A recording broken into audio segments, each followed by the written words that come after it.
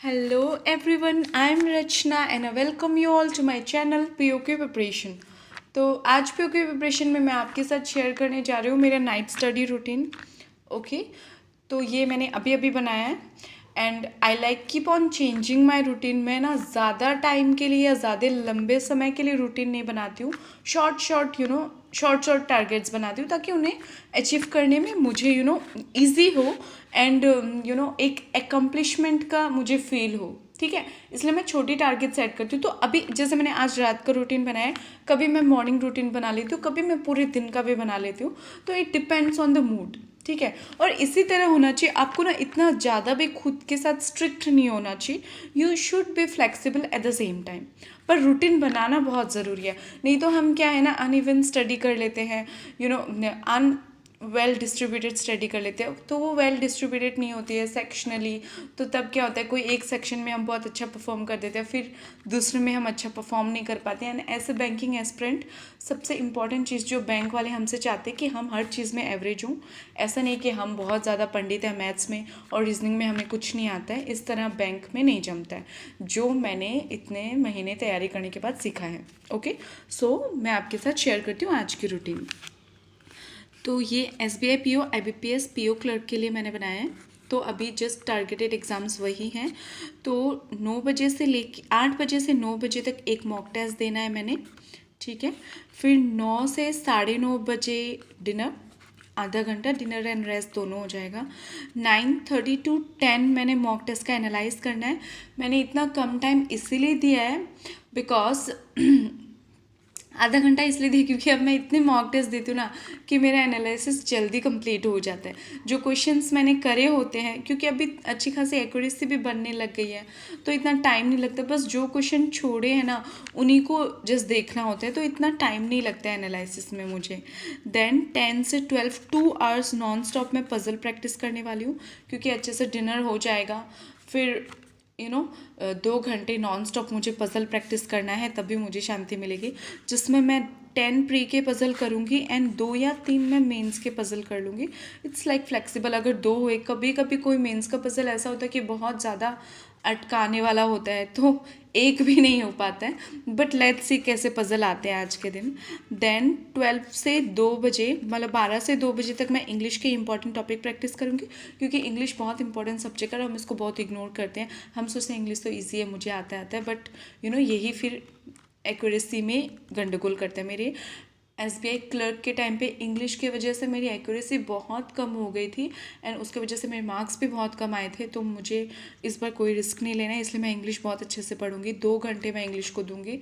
आज मेरा ऐसा रहता है कि मैं फुल डे क्वांट्स करती हूँ एंड नाइट को मैं इंग्लिश एंड रीजनिंग करती हूँ.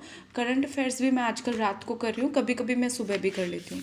देन ये हो गया, इंग्लिश प्रैक्टिस हो गया. उसके बाद में मैंने एक लाइन लिखी है जो कि बहुत ज़्यादा मेरे इंस्टेंट आई थी माइंड में, कि very calm nature and patience is needed to follow one routine. एक रूटीन को फॉलो करने के लिए बहुत काम नेचर चाहिए और बहुत ज़्यादा पेशेंस चाहिए.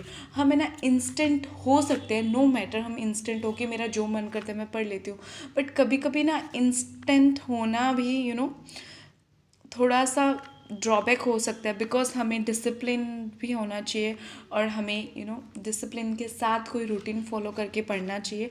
उससे इफ़िशियंसी बढ़ती है, उससे क्या होता है ना कि डिस्ट्रीब्यूशन बढ़ता है हमारा. तो इसीलिए ये रूटीन बनाया मैंने. ओके, एंड जैसे कितना आवर का स्टडी रूटीन है ये, 8 9 10 11 12 1 2 7 आवर्स का स्टडी रूटीन है. आप सोच रहे होगे कि मैं 2 बजे तक पढ़ूंगी तो मैं सुबह कब उठूंगी.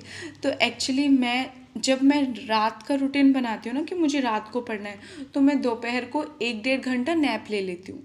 तो उससे क्या होता है, रात को जगने में प्रॉब्लम नहीं होती है. प्लस अगर रात को 2 बजे भी सो तो सुबह 7-8 बजे आँख खुली जाती है. उससे ज़्यादा देर आप सो ही नहीं पाते. एंड स्पेशली हॉस्टलर्स, क्योंकि उनको पता है बाद में चाय नहीं मिलेगी, नाश्ता नहीं मिलेगा, तो वो ऑटोमेटिकली हम उठ जाते हैं उस टाइम पे, because we are use to it.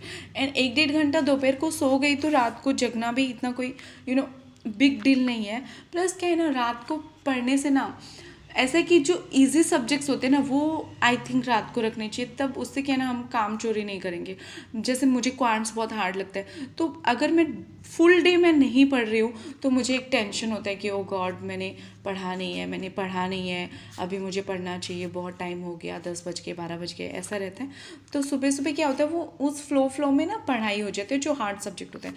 Plus English and reasoning क्या ईजी सब्जेक्ट है, इतने मुझे टफ नहीं लगते हैं, मुझे मतलब मुझे डूएबल लगते हैं। मैथ्स मुझे डूएबल नहीं लगता है, पर इंग्लिश एंड रीजनिंग मुझे डूएबल लगते हैं। तो मैं ना जी चोरी नहीं करूँगी, काम चोरी नहीं करूँगी, पढ़ाई चोरी नहीं करूँगी, इतना मुझको कॉन्फिडेंस है। इसलिए मैं रात को इन सब्जेक्ट्स को रखती हूँ कि ईजी पार्ट बाद में रख देते हैं, तो रात को अच्छे से पढ़ाई भी हो जाएगी एंड हंसते खेलते टाइम निकल जाएगा। और जो चैलेंजिंग पार्ट होते हैं उसको सबसे पहले ख़त्म कर लेना चाहिए, ताकि फिर क्या होता है ना, फिर हंसते खेलते हो जाए। और दिन भर पढ़ते हैं तो एक कॉन्फिडेंट भी फील करते हैं कि हाँ मैंने सुबह अच्छे से पढ़ा है, अगर मैं अब रात को नहीं पढ़ूंगी तो सुबह का पढ़ाई भी बेकार है, बिकॉज यूटिलाइजेशन नहीं हो रहा है, सब्जेक्ट दोनों सब्जेक्ट बाकी रह गए मेरे, ऐसा हो जाता है। सो इसीलिए मैंने ये रूटीन बनाया। आज I am trying this, and अगर मुझे बेनिफिशियल लगा तो मैं इस पर स्टडी व्लॉग भी बना दूँगी, ठीक है, इसी सेम रूटीन पे, मतलब नाइट रूटीन पे। ओके, एंड अगर वीडियो में कुछ पसंद आए तो you can like, share and subscribe to my channel POK preparation. Don't forget to comment, and this is Rachna Pareek signing off. Thank you so much, thanks for watching.